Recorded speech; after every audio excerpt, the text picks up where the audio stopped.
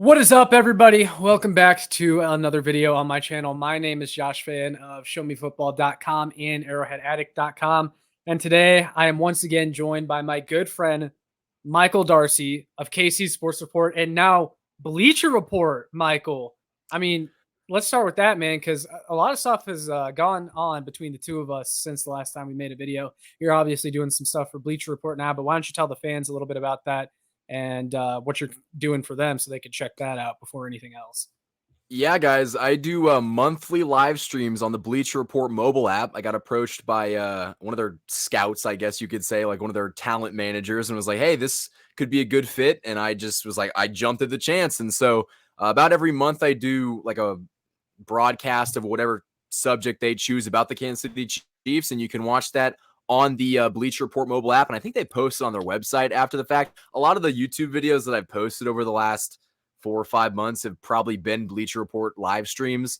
So yeah, this upcoming season, hopefully I'll be working with them a lot more and also doing content with Josh. Yeah, of course. And I know we've been kind of out of the groove a little bit over the last several months, doing some other stuff, and it's been a slow point in the off season as of lately. But anytime that the fans need us, we usually come together and give them something to watch. But Michael, I brought you on today because you know what? I just wanted to talk some Chiefs football. Training camp is here. There's a lot of stuff to talk about. There's the Chris Jones contract ordeal, the wide receiver situation, and the fallout after the Chiefs missed out on DeAndre Hopkins. We're going to get into all of that, and I really wanted to get your opinion. So we'll talk about that. But also another thing, I've said this before, and Michael, you already know, but there's some watching that probably don't know because they didn't see the video that I made earlier this offseason talking about it. But I actually got married. That happened since the last time me and Michael made a video. So yeah, a lot of big life stuff going on between me and Michael right now. Life comes at you fast, man. It's been a crazy last 6 months. It really has, and you're doing awesome things over there at Bleacher Report. I know you did some other stuff on the radio, and you do what is it? That baseball team? I forget. Oh, I worked for a soccer team. I worked for a minor league, like an independent league baseball team. Yeah, Yeah, you're doing doing a lot of everything. different stuff. Yeah, I'm trying to stack that resume up. Yeah, for sure, for sure. But anyway, it's great to have you back on. But we'll stop. We'll get into the Chiefs talk. Um, so let's start with Chris Jones because I know you made a video on that. I made a video on that relatively recently.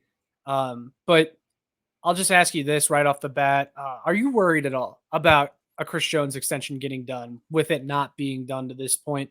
I gave my take on it. I'll give it again after what you have to say. But are you worried at all? Like, is this the point in the offseason where you're like, okay, I'm a little bit worried that this hasn't been done yet?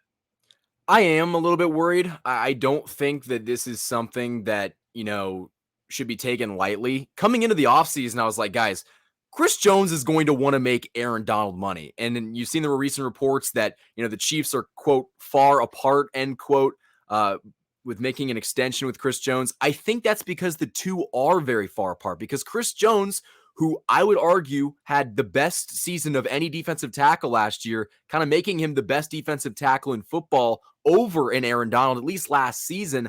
I think that, makes him believe that he is worth what Aaron Donald is worth. And so that's why we haven't seen a contract extension yet, because Chris Jones wants to be paid like the best. And Aaron Donald is making a lot of money. And so I'm kind of concerned on that end because we've kind of seen in the past, aka Tyreek Hill, I would even throw Tyrann Mathieu in that group that, yeah, you might have done some great things for this team, for this franchise, for this city. But man, if you want a ton of money, we're the New England Patriots of old. We are just going to find a way to put enough guys on the field to win. We've got Patrick Mahomes. We've got Travis Kelce. We've got Andy Reid. But, Chris Jones is a giant piece of that puzzle. And I'm really worried that if they can't, deal done and they have to ship him off, this defense would suffer greatly. So to kind of answer your question, I am a little bit worried that we haven't seen anything done up until this point. So I understand your concern completely. I'm a little bit indifferent because I feel like, so if you read the reports from earlier this offseason from Nate Taylor of The Athletic, he said that Chris Jones wanted to be at least the second highest paid defensive tackle in the NFL. That's the report. And I think when that was reported, it made me believe that Chris Jones does want to be the second highest paid, right behind Aaron Donald, but he at the same time acknowledges that he's not getting Aaron Donald money and that Aaron Donald is just going to make a boatload more than anybody else. And that's fine. And Chris Jones understands that. I think, though, that it's not really time to panic yet because I think this is always kind of the way it was going to play out, where the Chiefs were going to see what the rest of the defensive tackles that needed an extension this offseason were going to get before they went to the table with Chris Jones. And now we saw Quinnen Williams get extended the other day. It was like 4 years, $96 million. He now becomes the second highest paid defensive tackle in the league. If the Chiefs had extended Chris Jones at the beginning of the offseason, you would have just seen all these other defensive tackles jump what Chris Jones would have made. And then Chris Jones still would have been like the eighth highest paid defensive tackle. So there would have been no point in doing that. And I think what fans forget is that Chris Jones and his agent realized this, and they were probably never going to sign anything until after seeing what everyone else got. And I know the Chris Jones situation makes a lot of fans really queasy because of what happened with Tyreek Hill and how expensive he got after the other wide receivers got paid and that market blew up. But I think this is a little bit different. One, because I think the Chiefs are more prepared. And the thing that happened with Tyreek Hill, they've learned from that. And secondly, Chris Jones, he plays a different position than Tyreek Hill. Defensive tackle, it's a lot different than wide receiver because with wide receiver, at least when you traded Tyreek Hill away, there's so many good, productive wide receivers that you can pick up and get by with. With Chris Jones, if you were to trade him for some reason, you're just going to spend the next 10 years looking for another Chris Jones. He's damn near irreplaceable. Like you said, he means a lot to this defense. Like, he is the Mahomes of the defense, and without him, they would take a massive step back. And I feel like they've just done so much work to bring this pass rush to where it's at, to bring this defense to where it's at, and to trade Chris Jones would just reverse all of that work that you've done. And so because of that, I think they realize how important Chris Jones is. I think Chris Jones realizes how important Kansas City is to him. The two sides want to get a deal done.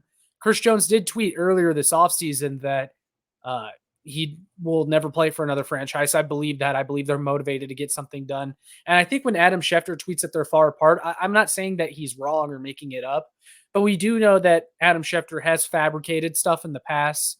And I think the Chiefs know what ballpark they need to be in. Yeah, maybe they're far apart on the actual number, the actual figure that he gets at the end of the day. But I don't think they're that far apart. I think they know the ballpark they need to be in. They know what Chris Jones needs to be paid now. And he deserves that money. He deserves to be the second highest paid. So, like, I can't argue with Chris Jones. I just think this is a lot different than the Tyreek Hill situation. And I think when the Chiefs traded Tyreek Hill, they did that because it's like, okay, if we pay Hill this money, then we're not going to be able to pay someone that we like later on. And eventually you're saving that money to do something or keep a player that you do want to keep that is going to be expensive. And I think that player is Chris Jones. I think you much rather keep Chris Jones than Tyreek Hill. I love Tyreek Hill, but man, Chris Jones is just so important to this team. He's probably second most important right there with Mahomes. So I think maybe third behind Kelsey, but I think most people have him somewhere in that range. But yeah, man, I'm not that worried yet. I understand why some people are concerned, and I do think that the Chiefs and Jones have a lot of work to do before they agree to anything. I just don't think I'm, in panic mode yet. I'm definitely not in panic mode, but you made a really good point. I think that, Chris Jones is arguably outside of Patrick Mahomes, the second most important person on this team. Travis Kelce is arguably the best tight end to ever play this game, but Chris Jones is a game wrecker, and you need to have him on this defense. And, if you just traded him away to get, man, I don't even know what he'd be worth, maybe 2 first-round draft picks. Yeah, you might, get some good picks in return, but you could really never replace the value that Chris Jones brings to the table. And a point that I've made in the past is that, the Chiefs can't just say, we're not going to pay you to everybody. You got to have a couple guys that you say, you know what? You are why we were able to function so well as a team. You're why we're in these big AFC championship games and Super Bowls damn near every year. You've got to pay those guys. And Chris Jones is one of the guys on the very short list of people that you do break the bank for. I think that Chris Jones will easily make over $100 million. Maybe it'll be a 4-year, $100 million deal. Maybe the guaranteed money is something that they're kind of, looking at right now and saying Chris Jones wants more guaranteed money. And, the Chiefs are going to have to work this contract out kind of like they did the Patrick Mahomes contract, whether they front load it or they back load it or they make it more an incentive based or, I mean, guys, he was almost like defensive player of the year last year. So maybe they Should have put been. something in his contract that if he does this and he wins this accolade, here's $10 million. So I'm not exactly sure how they're going to structure this. I don't think they're going to try to not structure it. I think my concern is that, maybe after seeing the Quinnen Williams deal, Chris Jones is like, I'm way better than this dude. Like, by tens of millions of dollars, I am better than this person. So that is what concerns me a little bit. But I also don't know if Chris Jones is the kind of guy like Tyreek Hill is to say, I need to be paid more than everybody else, because I think Tyreek Hill has a much bigger ego than Chris Jones does. Yeah, I can agree with that. Yeah, no, Chris Jones, look at the other defensive tackles that got paid this offseason. Jeffrey Simmons, Javon Hargrave, Dexter Lawrence, Quinnen Williams now. Chris Jones is better than all those guys, and they all got massive bags. So Chris Jones is right to want more than those guys. And I think, again, this was kind of the plan for the Chiefs, is wait and see what the other guys get. Then we can see what we need to do with Chris Jones. And I don't think Chris Jones is going to sign anything until seeing what those other guys got. So I think this is a part of the plan. Yeah, the Chiefs might be seeing what these other guys are getting and going, okay, yeah, Jones is going to be pretty expensive, but he's worth that. Like he's like you said, he's one of those guys that you do break the bank for. Sorry.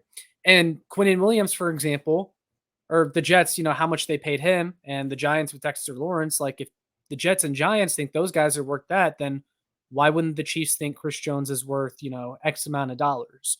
Because he is worth that. And I just think, you do everything in your power to keep him. And I think a lot of people after the Tyreek Hill debacle are just wanting to sell high now on every single player the Chiefs have that is going to require a big contract. But I think that was, again, a unique situation. And I think they want to keep Chris Jones. And I don't think you can compare every single situation to Tyreek Hill. I just think Chris Jones is too important to this football team. He's too instrumental to their success. I mean, hell, just go back and look at that Bengals game again, guys, in the AFC Championship. Like, this team needs Chris Jones. They need him. They just do. They have to figure out a way. And there's a lot of time in between now and when Chris Jones actually becomes a free agent for them to get something done, even if for some reason they don't get an extension done by the end of training camp or by the time the season starts. They still have next offseason. They could still franchise tag him and work out a long deal. And worst case scenario, they franchise tag him and they trade him. But they're absolutely not going to let him walk for nothing. So do you think that he reports to camp without a new contract this year? I don't think he will. And the fines, so the fines get pretty hefty. But the fines were also hefty the last time Chris Jones tried to sit out. And eventually he did report because he was still on his rookie deal and he didn't have that much money. This time he's like $85 million richer. So I think, he has that ability to sit out as long as he wants. And I think he'll take the fines. I don't know if he'll sit out for the entirety of training camp, but I think, he wants his money and he's right to sit out for it.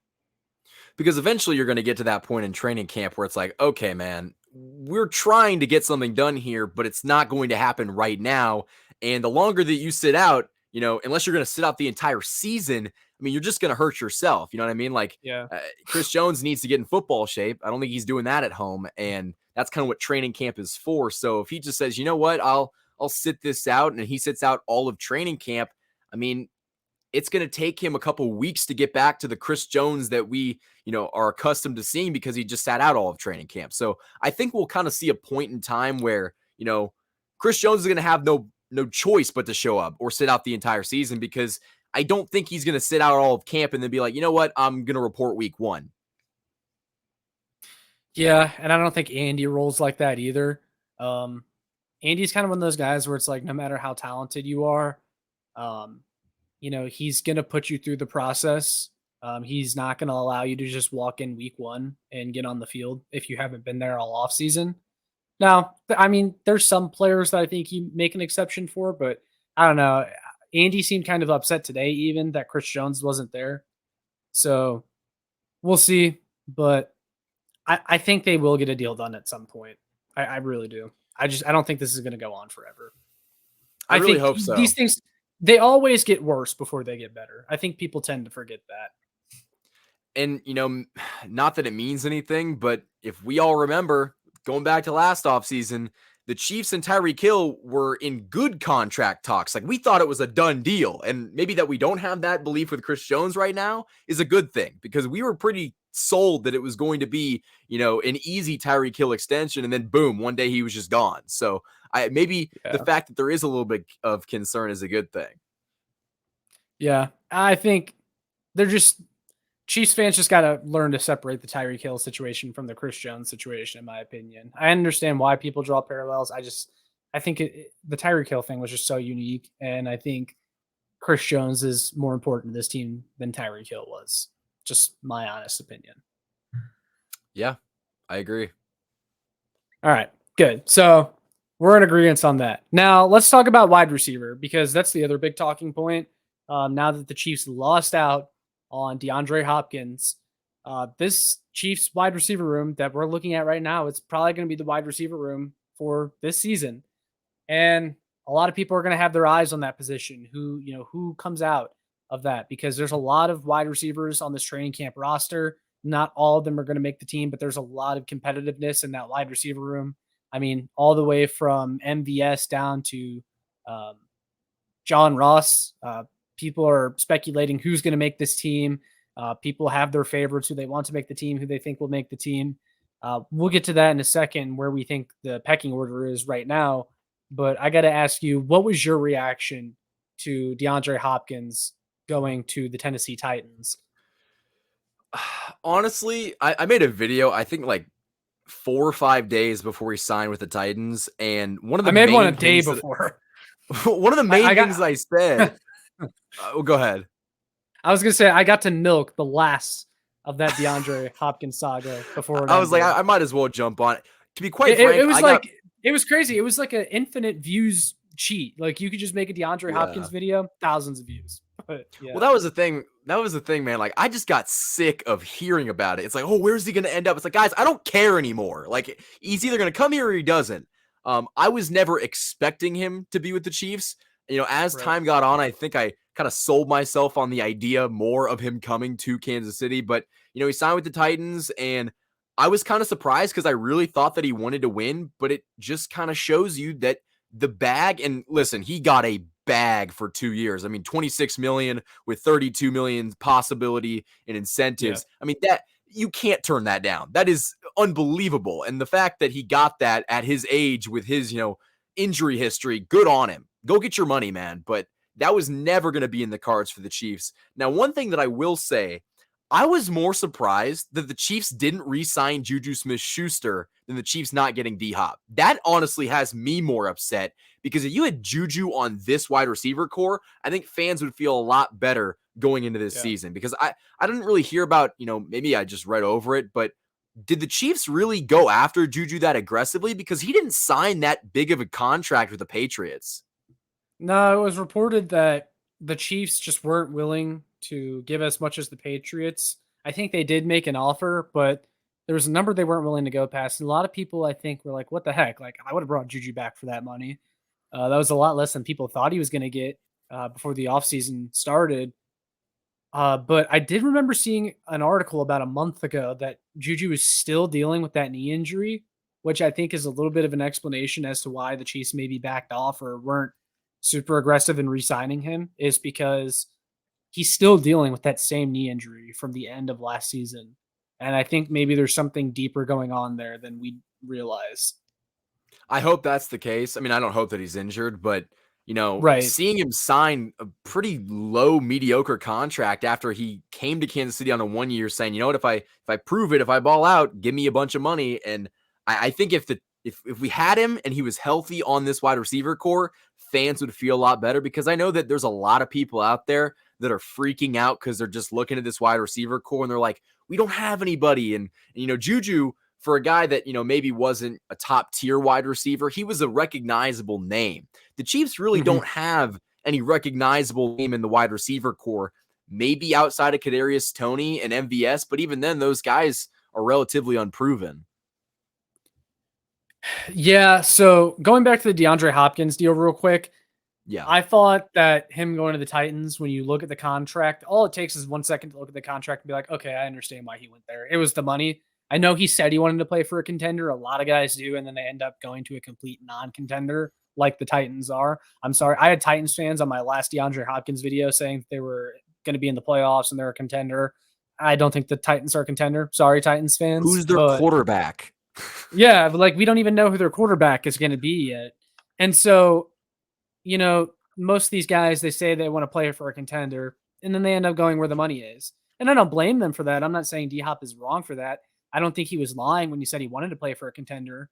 But what a lot of these guys don't realize is the contenders usually don't have the same amount of money as the non-contenders. They've usually used up all their cap space. And so at that point, you have to decide what's more important. Is it winning or is it money?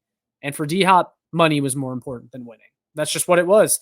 And everyone was talking about D-Hop coming to the Chiefs. Without a Chris Jones extension, that was never happening. They couldn't even sign him to a 1-year deal without having a Chris Jones extension. Like the Chiefs have no money. They have no money right now. They literally financially could not do that DeAndre Hopkins contract that he got from the Titans. There was just no way. They don't have the money. I think people were forgetting that. And then, of course, the Titans signed him to a 2-year deal. I think the Chiefs were only in it for 1 because the multi-year commitment means you're jeopardizing potential L'Jarius Sneed and Creed Humphrey extensions. And I'm not really sure. Like, I like D-Hop. I would have liked him on this team. I don't think I would have liked him if it meant we had to say goodbye to L'Jarius Sneed or Creed Humphrey, though, because I think DeAndre Hopkins is a short-term solution to a long-term problem. So I'm fine with missing out on D-Hop, seeing what he got from the Titans. But, yeah, I would have really liked to add him. And then it makes you go back and say, I wish this team had kept Juju, or I wish they had done something, because they really didn't do anything besides bringing in Rashee Rice, the rookie. And I like his potential, but I don't think he's going to come in here and do like what Juju did as a rookie. But we'll transition into that. Like, so what do you think of the guys they have at wide receiver now? Like, how worried are you about their current wide receiver core? Honestly, I think when you watch Patrick Mahomes play football, and after last year, a year that everybody thought, oh, the Chiefs are screwed. They got rid of Tyreek Hill and they're just going to fall apart. Mahomes threw for 5,000 yards and got an MVP. So I'm not really that concerned about, Patrick Mahomes being able to kind of use the talent that he has and elevate some of the guys around him. I mean, we forget Byron Pringle. We had Chiefs fans talking about him as a 1 wide receiver or maybe a high 2. Like we had some crazy times as Chiefs fans. And I don't think that Patrick Mahomes is dealing with, no talent. He's got some talent. I have some question marks on the longevity and the durability of some of the talent. I hope a guy like Kadarius Toney, who is already hurt in the first day of training camp, but yeah. I think if Kadarius Toney can play 15 of the 16, there's not even 16 games. Is there 17 games? Okay, yeah, 17 games. Eventually, we're gonna get up to 18 and 19. But can he play all 17 weeks? I'm not sure if he can. But when Kadarius Toney's on the field, man, he is your number 1 wide receiver. He's got all of the talent. Guys are, talking about Richie James. I'm still kind of waiting to see what he's going to be. It wouldn't be the Chiefs offseason without, the Justin Ross hype up or John Ross, maybe. I don't know. We're hearing a lot of names. Up until the season starts, you can't really do much with those names. It's just kind of see who progresses in camp. But I don't feel bad about the Chiefs wide receiver core. I think, Sky Moore hopefully can take a jump, and if Sky Moore and Kadarius Toney are your 1 and 2, and MVS is going to give you a solid 600 to 800 yards and a couple touchdowns, I think you got enough to kind of get the job done. And, last year, this wide receiver core wasn't, wow. I mean, they're just kind of all right, but they were able to get the job done.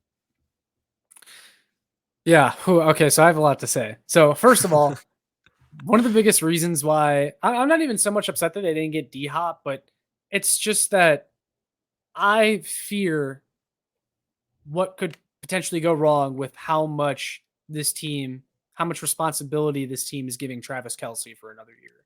Because Travis Kelce has talked about how much these seasons are getting harder for his body to handle, and how much work he has to do in the offseason to be ready for the season. And that, he's getting older. Things aren't getting any easier.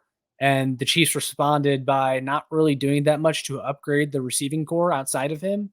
And so now you're looking at another year where Travis Kelce is your go-to guy. I mean, Travis Kelce is going to be your go-to guy regardless, but like I'm saying that basically on every single third down, Mahomes is looking at Kelce first. And well, that's great and all. And I love Travis Kelce and he is reliable. I want him to have, or I want him to be playing as long as possible. I want him to have a very long career. And I'm just not sure how many more years the Chiefs can be using him like he's 28 years old because he's not 28 years old anymore. So that's where not getting D Hop hurts. The receiver core as it stands, though, I don't think it's bad. And I love Kadarius Toney. I got his jersey actually with the Super Bowl logo on it. I love Toney so much. I was ecstatic when they traded for him. But yeah, the injury concerns are there. I mean, like you said, he just got hurt today on the first day of training camp doing punt returning drills. I think it was. Kadarius Toney ideally could be your wide receiver one. He has the talent for it. I just don't know if he's going to be available enough. I like MVS, but I struggle to see him being wide receiver one for this team. Like it's like really MVS wide receiver one. I can't fathom that. And then He's Sky wide receiver Moore, 3. yeah, he should be ideally. And then there's Sky Moore, who everyone seems to think is going to take a big jump this year. I'm not totally sold on Sky Moore. I know that people will point out that he produced on very limited opportunities last year, but my question is, why so much limited opportunity? Like, why was Justin Watson getting so many snaps instead of Sky Moore, who you invested a second round pick in? That never made any sense to me. And I think when you look at the track record of guys that had less than 300 receiving yards as a rookie and then like exploding onto the scene in year 2, it's not a very long list. Like usually guys don't really do that. Usually there's at least a few moments in a guy's rookie year that you look at them and you say, oh, wow, like this guy could be something. Like we even got that with McCole Hardman, like in his rookie year. We didn't get that with Sky Moore, really. He had that one Chargers game, but even that, it was like he only did that because there was like 8 guys that were injured. And then there was the AFC Championship game where they had a bunch of guys go down and Sky Moore didn't really do anything. I know he had the punt return at the end, but like I'm trying to see something as a receiver. So I have a couple of hot takes, though. One, you talk about Juju, who they should have brought back, which, I mean, I would have liked Juju back, especially for that deal. But if the knee injury is going to be this huge thing, then I understand. If I knew back then, though, that this was going to be the wide receiver core if they didn't do anything in free agency, I'm like, hey, why didn't we bring McCole Hardman back on that 1 year, $6 million deal with like a $1 million base salary? Like, because at least, look, don't get me wrong. I kind of got tired of the McCole Hardman experience, but he brought something to this team. He brought some speed elements. He brought explosive plays. People forget before he got injured with that core injury that brought him out for a really long time. He was actually like on fire. I remember like that 49ers game. Yeah, he had like 3 touchdowns. Like he was helping this team. Like McCole Hardman has been one of the most frustrating Chiefs players over the past 3 or 4 years, but he also contributed to this team. Contrary to some of the other players that I dislike, like Frank Clark or CEH, like I feel like McCole Hardman actually made a pretty big impact more than those guys. I mean, even look at the playoffs, not this past postseason, but the one before that. McCole Hardman was huge in that postseason. And then, hell, even in the AFC Championship game this last time around, he caught a vital first down that, he literally put his body on the line to catch that first down. And it took him out of the Super Bowl. Like he couldn't play in the Super Bowl because of that catch that he made. So I'm just saying I would feel better even if McCole Hardman was still on this. And then I do have one hot take because you brought up Richie James, who a lot of people are talking about. Seems to be an intriguing name. Was teammates with Kadarius Toney in New York. He actually had one of the better open scores of any of the active receivers in the NFL last year, meaning he got open a lot. And he was a guy that on third down was pretty reliable, good yards after the catch. I'm just going to say hot take. I say halfway through the season, Richie James is this team's number 1 third down target behind Travis Kelce. I think Richie James is a guy they like. I think they brought him in for a reason. And I think he's a guy you're going to see emerge in this wide receiver core. He might not be in their top 3, but he's going to be a guy that on third down is just going to be reliable. Patrick Mahomes is going to look his way. And I think he's going to have a place on this team, and he's going to make this roster pretty easily. Oh, yeah. I think Richie James is – I don't want to say a lock, but he's as close to a lock as you can get because I think the Chiefs went out, like you said, they went to go get him with a purpose. And, I'm not sure what his purpose is. I would like him to be, another third down option. I think one thing that you said, man, they can't keep riding Travis Kelce like this, man. He's just going to break. And we don't Yeah. want that. We want Travis Kelce, playing. It's a miracle to me. I thank God every Sunday that he's able to play. I don't know how he's been able to play so consistently for so long when he's getting hit. I watched something about, how tight ends just get absolutely drilled over the middle all game, every game. And the fact that Travis Kelce, who is getting the ball a lot, is able to just continue to play somehow, it's a miracle. And I don't think the Chiefs can just continue to bank on Travis Kelce being God for 17, 18 weeks. I mean, they're going to have to find somebody outside of him. And I hope that they have, some guys. But the one thing that I really dislike about Andy Reid is that he doesn't really trust guys in their first year. That's why when the Chiefs drafted a guy like Rashee Rice, I was like, I mean, cool, but we're not going to get to see Rashee Rice do really anything of note this season. Maybe I'm wrong. Maybe I'm crazy, but I think it's going to be like Sky Moore 2.0. Everyone was like, Sky Moore is going to be, whoa, he's going to be crazy. And he was just kind of, like we didn't really see anything from Sky Moore that made us think, this is a guy that could be, a future number one wide receiver. I don't think Rashee Rice is an exception to that. So I think Rashee Rice is going to do more than Sky Moore did as a rookie. Reason being that they're more desperate than they were last season. Like Sky Moore could have not played a single snap and the Chiefs still would have been fine with what they had. And they had Juju then. And also, I think Rashee Rice is the only receiver they have that can replicate at all what Juju brought them last year. And he can catch those back shoulder throws on the sideline and do some of those Juju type things. He's actually very similar receiver to Juju. And so that's why I think he's going to be more of a factor than people think. He's going to be more of a factor than Sky Moore was last year. But I don't think he's going to explode onto the scene. I don't think he's going to have a massive rookie year. I would love for that to be the case, but I just don't see it. The other thing that kind of concerns me with Rashee Rice, though, is that his main strength is like being that jump ball sort of guy, that big target. And while I like those kind of guys, and I think we needed one, Andy Reid offenses haven't typically utilized those guys very much. Like look at Jody Fortson, for example, and it's like every time they throw to that guy, he seems to be making some sort of amazing catch. But then you look at his career and he's been targeted like 15 times. Like they just don't really use guys like that much. They don't utilize the jump ball ability all that much. So I'm hoping Rashee Rice can deliver more outside of just being a jump ball guy. And hopefully he can be a guy that goes over the middle and makes tough catches, that sort of thing. He can get on the field more as a rookie if he's a really good blocker. That's one way to get on the field as a rookie in Andy Reid's offense. But we'll see, man. I don't know. I don't really know what to expect from Rashee Rice. I think he'll bring you more than Sky Moore did, but I'm not going to predict him to go out and get like 600 yards and 4 touchdowns as a rookie. I don't think I'm there yet with him. I also want to point out, we've been in the content game long enough to kind of know, some of the names that got brought up that Chiefs fans thought were going to be stars. And I still get a lot of crap for my Isaiah Pacheco opinion right off the bat. I was like, guys, people are saying he's Jamal Charles. Let's pump the brakes. You know what I mean? And he's a great player. He's been really good. But in the beginning, I wasn't like completely sold because I don't think you can be. It's training camp. It doesn't mean anything until we see these guys during the NFL season. And I do think, you made a good point with the Chiefs being more desperate. So Rashee Rice is probably going to have more of a role. But even then, I'm not, super sold that he's going to explode onto the scene. But I don't think he has to. I think the Chiefs are okay with the philosophy of spreading the wealth that worked for him last year.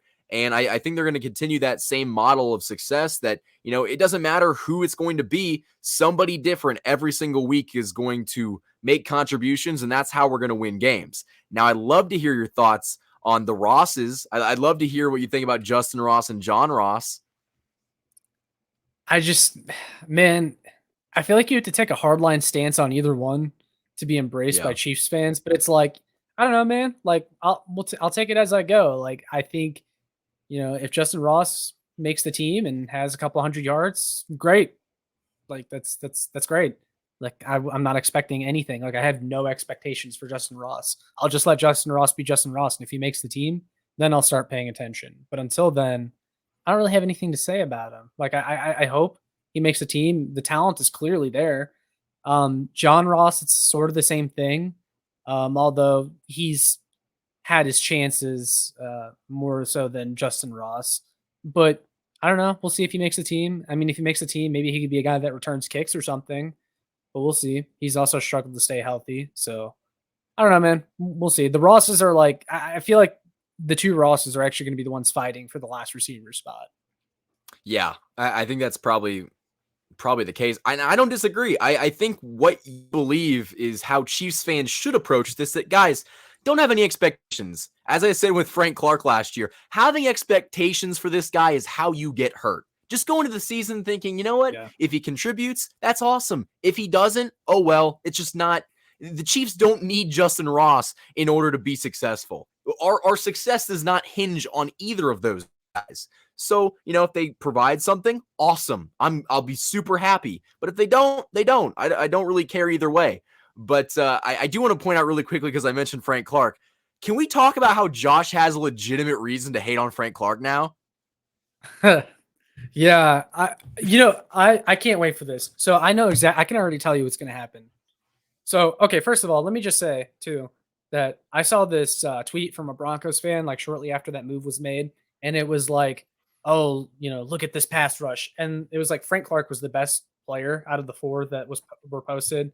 I know like Zach Allen was on there, and who's the other guy they have? Randy Gregory, and I'm like, if Frank Clark is headlining your pass rush, you're in trouble. Let me just tell you that. God help secondly, you, man.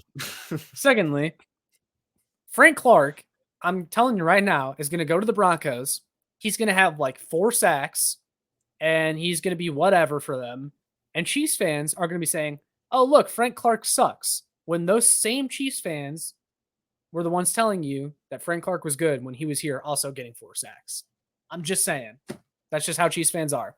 I think they're going to say that Frank Clark is trash on the Broncos when he was doing the same exact thing here. I think the worst possible outcome would be him turning into something actually decent. Like if he had like 8 sacks, you'd be like, whoa, whoa, whoa, whoa. But yeah, honestly, there was a point in time earlier this offseason where I convinced myself that if the Chiefs brought back Frank Clark, this was after they signed Omenihu, I'd have been like, okay, like more depth. I would have been okay with it. And I wanted Frank Clark shot out of a cannon, but I was okay with them bringing him back early in the offseason. But, not everything is meant to be. And now he joins, our most hated rivals. So that'll be fun. Well, and going back to when that all went down, everyone was saying, bring Frank Clark back. Like, why not? Bring Frank Clark back. Oh, look, Chris Jones is tweeting about bringing Frank Clark back. It's going to happen, right? That's what that means, right? And I think when the Chiefs signed Charles Omenihu, that kind of signaled the end of Frank Clark. I think he was kind of the Frank Clark replacement.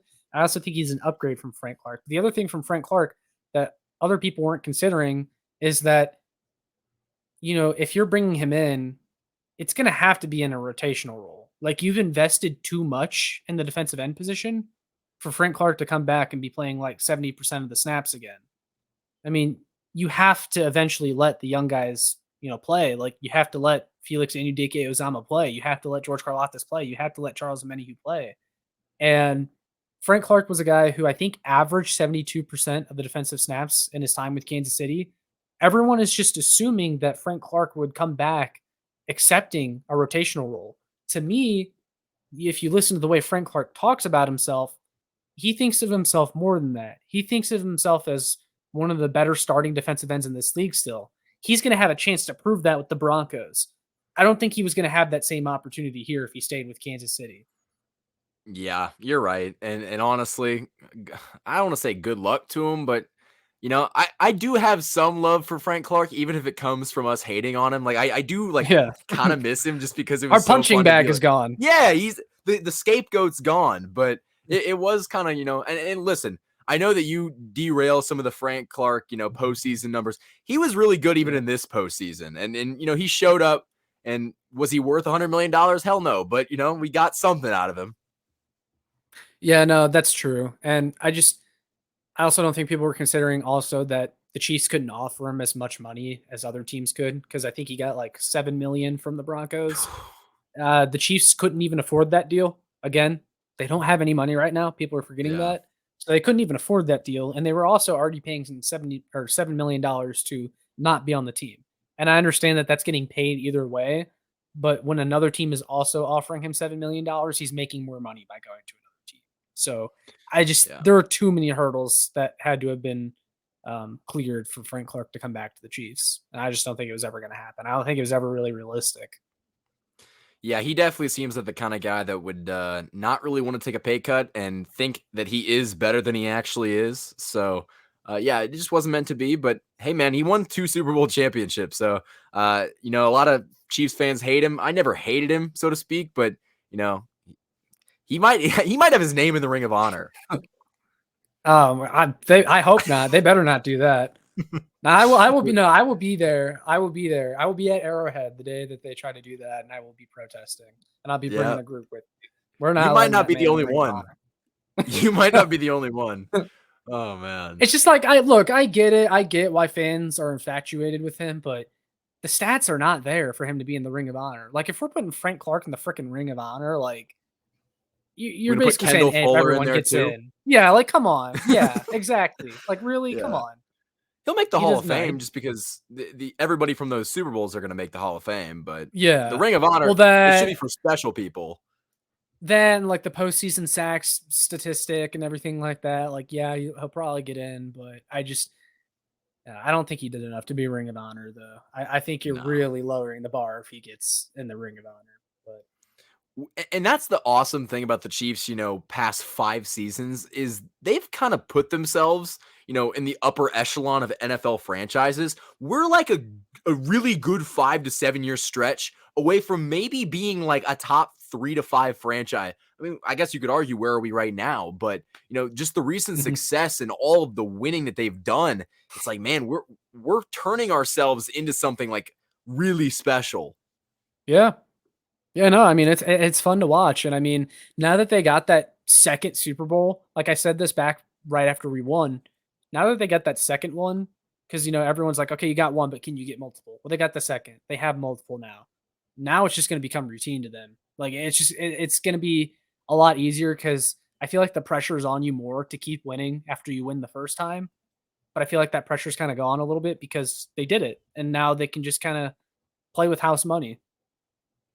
Yeah, I mean, we'll talk about it in another video for sure too. But For like, I sure. Yeah. wonder how this team will do this year because, hey, man, I think that maybe not having Mahomes, have all of the weapons on offense wouldn't necessarily matter if this defense is just world beaters. So give him a good defense, and hey, we're going to see a good result. But I think another thing that kind of stuck out to me is that the Chiefs window, which we would both agree has been prolonged by them not, extending Tyreek Hill and just making very savvy contract decisions, their window is still open. And right now, this AFC still up for grabs. And the Chiefs are the top dogs. And, teams like the Buffalo Bills, the Bills are a mess, man. I have no idea what we're going to see from them. We don't really believe in Baltimore. It's probably going to be Cincinnati and Kansas City back in the AFC title game next year. And the winner Yeah. of that game will probably win the whole damn thing. Yeah, I couldn't agree more. I think that's a matchup we're going to see a lot more times over the next several years. So, yeah, no, Yeah. we'll go ahead and wrap it up, though. I think we've done a good job covering all the latest here in Kansas City Chiefs news. But, Michael, with all that being said, before we sign off, why don't you go ahead and tell everybody where they can find you? You guys can find me on Twitter at KC Sports Report, obviously on YouTube, KC Sports Report. You can follow my personal Twitter at the Michael Darcy. I kind of talk about, random stuff and also when I'm going on Bleacher Report and stuff like that. And let's see, I don't know what today is, but on July 26th at like 5 o'clock on the Bleacher Report mobile app, I'll be doing a live stream talking about Chiefs camp. I'll probably talk about Chris Jones for the viewers and give our thoughts on that. So definitely check that out if you get a chance. But yeah, Josh, it's been great to get back. I mean, the boys are back right now. Yeah, we're back. The season is almost here. Like, I think I saw a tweet today 7 more Sundays without football, and then we're back. Wow. Yeah. Wow. That's crazy. Yeah. It's coming. But I'll go ahead and link all your stuff in the description so you guys can check that out. If you want to check out more of my work, well, just go ahead and subscribe down below if you aren't already. Like and share. Some more Chiefs fans can find this. You can also check out my work on showmefootball.com and arrowheadaddict.com. And we will see you all in the next one. Go Chiefs.